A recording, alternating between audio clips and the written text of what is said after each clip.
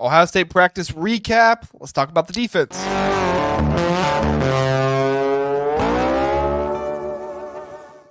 All right, this is the defensive video talking about the recap for practice. For them, I also put out an offensive video, so go check that one out as well. This one will most likely be shorter because I am recording this one second and I have less thoughts about the defense than I do about the offense. Still some thoughts, but less in my observations than what I did the offense. And so some of that is just we know this defense is going to be spectacular. Nobody's doing anything bad, and that's kind of what you want to see. On the offensive side, there's a little bit more unknowns, so we have a little bit more thoughts there. But on the defensive side, this is going to be a lot of coaches interview kind of stuff and what we saw on the field. But a lot of this has been solidified in my mind. So like I said, just a little bit shorter. If you're watching this video first, I do want to remind you there were no pads for the first 2 days, and they did end up putting shorter pads on for day 3. So that was one piece there. And then the NFL scouts that were present for the Saturday practice were the Cincinnati Bengals, the New York Jets, the Los Angeles Rams, the New Orleans Saints, and the Washington Commanders. All right, let's talk about these players. All right, so we started the defensive line. Similar to running backs and O-line, it's kind of hard to eval these guys when they don't have the pads on and stuff, and the defense was making a lot of or the D-line was doing a lot of drill work, not so much one-on-one kind of stuff. I mean, there was some of that, obviously, but maybe not as much as you like to see in other situations. They're not participating on 7-on-7, stuff like that. So interesting stuff there, but I did like to see Jack, JT, Tyleek, and Ty Hamilton. I think those are pretty well solidified to be your 4 guys. Caden Curry, he did leave practice at one point. Well, didn't leave practice. He came off the field at one point with what looked like a little bit of a knee injury. He was kind of giving some attention to that, but he did later resume to practice. So hopefully that was just a little stint of something that was just aching him for a second, and then he moved on.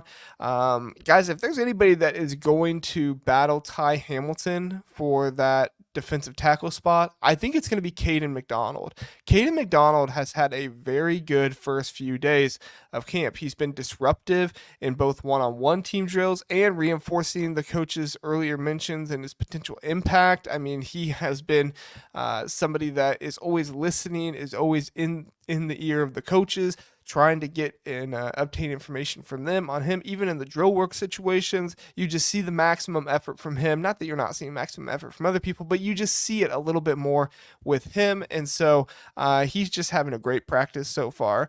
Jim Knowles said about Kayden McDonald is a force in practice. Our offense does not want to go against him. I mean, that's about the best compliment you can get. The offense does not want to go against him. That's what Jim Knowles said. Very interesting there. Okay, before we get to the linebackers, let's reference the punters really fast. Anthony Veneri, the transfer from Buffalo, set some records at Buffalo. Nick McLarty, that is the freshman sensation, the 6'7", 200-some pound punter from Australia. And then Joey McGuire as well is in that room. This seems like a battle between Anthony Veneri and Nick McLarty in my mind.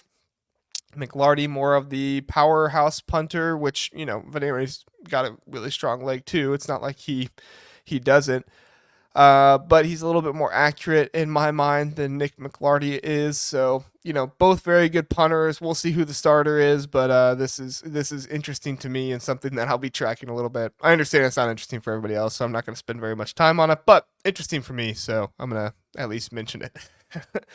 Linebackers, Jim Knowles says that CJ Hicks and Sonny Styles are neck and neck to start at the will linebacker, but both will have a major role as Ohio State plans to implement some sort of 4-3 package at some point this season. All right, interesting information there. What could this possibly look like? Well, I really like this idea from Jim Knowles. Of course, Sonny Styles has a little bit of experience in the secondary, playing safety last year, and also he was being subbed in a little bit as a third linebacker nickel position type of player for them. He's kind of a hybrid in that area. Obviously, he's gotten bigger, so he's not quite the same player he once was when he was smaller, but he is still very athletic. I mean, he's the type of guy that you're going to put in there to cover the tight end. Maybe on 2 wide receiver sets, you put him in there instead of Jordan Hancock, have him cover the tight end. He has the strength, he has the quickness to be able to stick with them, and he can also put his hat in there in the run game or on the run defense as well. I really like this thought process from Jim Knowles, especially being in the Big Ten, right? This isn't, what the Pac-12 was, where it's spread out and everybody go. We have teams in this conference that we're going to be facing, Iowa, Nebraska, that are really going to be leaning on their tight ends, Michigan State, and it's going to be very interesting to see a package that's not just nickel going up against those guys. So it's transition from the 4-2-5 to the 4-3-4. I think that will be very good for them, and I think it does fit the defense better. And I always love when defensive coordinators are willing to kind of shape their defense around the players they have. That's something Jim Knowles has been known for, and we're seeing that here in this situation. I do want to point out, though, with CJ Hicks, his attitude has just been fantastic. And that's something that not a lot of people talk about. But, I mean, his smiling and how much he's getting up for the other players. I mean, it looks like he truly is just rooting for these guys about as much as anybody else is, if not more. And it's really kind of uncommon for somebody who is a 5-star, has yet to really start or see much of the field in year 3. You would think he'd be a little bit more upset, but no. I mean, CJ Hicks, he's a team player, guys, and that's exactly what you want. And in the off season, he's really dedicated himself to learning the defense, learning the books. I think that there was some thought process that, he might end up being more of just kind of a specialty blitzer or run defender kind of player, but I really think that he's really dedicated his time to his craft and learning the defense this offseason. And Jim Knowles even said that in an interview a little bit more. So I love what I've seen from CJ Hicks, not just on the field, but off the field as well so far. Sonny Styles, he's demonstrated versatility and comfort in the role as a will linebacker, making significant plays in both the run stopping and the pass coverage. With somebody starting at safety and coming down to linebacker, typically that is a little bit easier of a transition, rather going from linebacker back to safety. Obviously, guys' body structures can change, and they can change those positions, especially now where those body structures are more similar than they have been in the past. And this is something that Jim Knowles, like I said, referenced in his press conference as well, where he talked about, he likes that Sonny is coming down from being at the safety position to the linebacker position. He finds a lot of things could go very well for him there. It's going to be nice to see.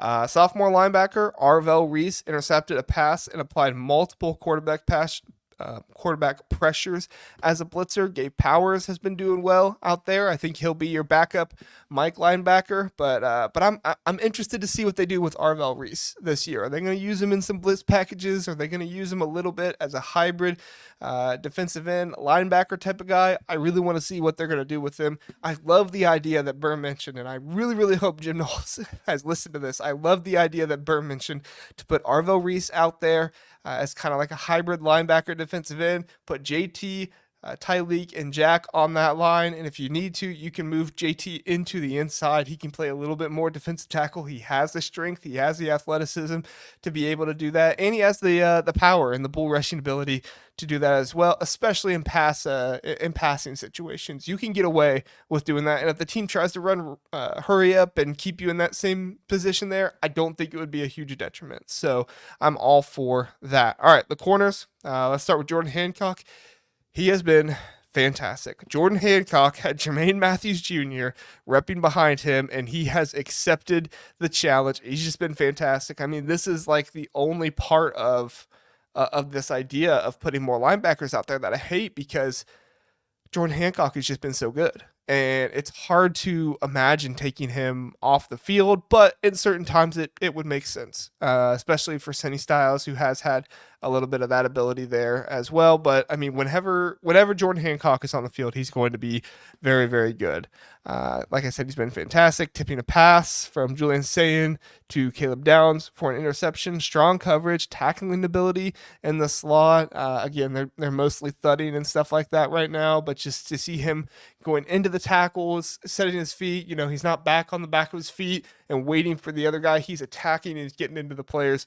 You love to see it. Davison Igbinosun, notable opportunity where he shut down a screen pass to Quinshawn Judkins during team drills. That was really nice to see. His aggression's out there, and kind of like with the defensive line, I don't really have much to say about the secondary. They're really darn good, and they do a good job. Denzel Burke, he was silver bullet of the day for day 2, I believe. It was either day 2 or day 3. Denzel, he doesn't have any weaknesses. This is a Jim Knowles quote. I apologize. This is a Jim Knowles quote. He said, Denzel doesn't have any weaknesses. He's shown the ability in the run game and to come up and hit you. Now, remember how I said Jeremiah Smith can go up against anybody on the field, run any route on the field? That includes Denzel Burke. And Denzel Burke is one of the best cornerbacks in the nation.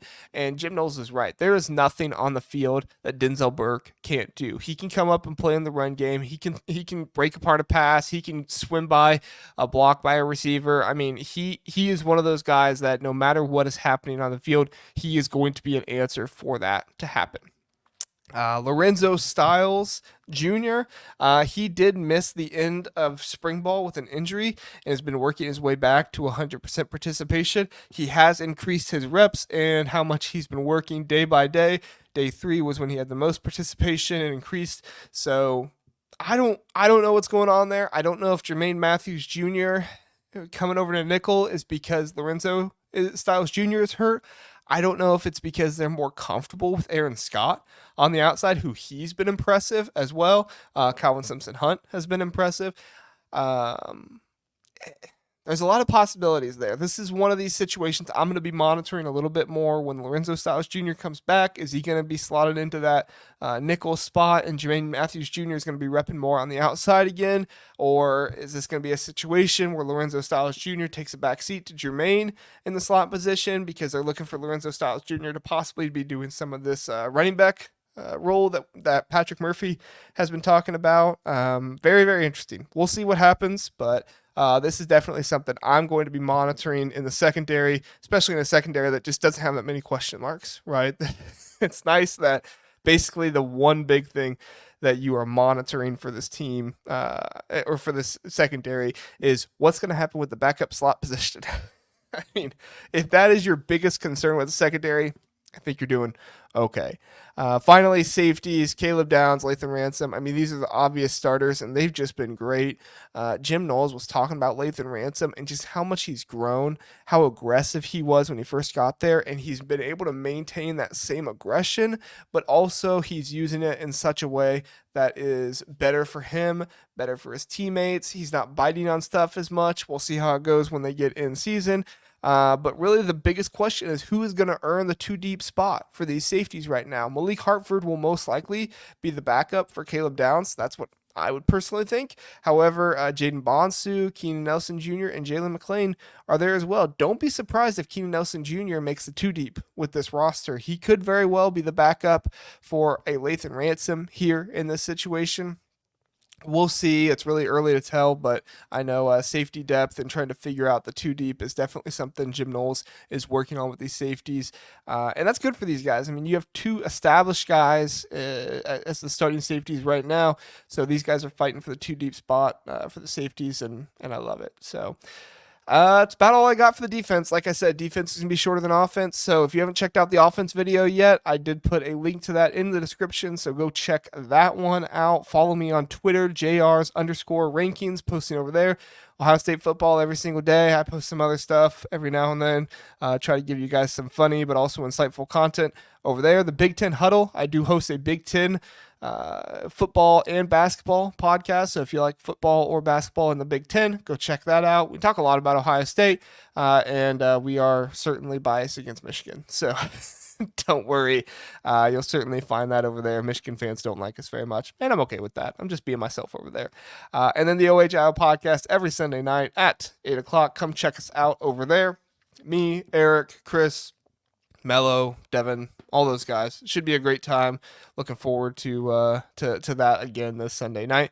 Come check us out every, like I said, Sunday, 8 o'clock live over on the OHIO podcast, YouTube, Facebook, Rumble, and Twitter channel. Thanks everybody for watching. I do appreciate it. Have a good one.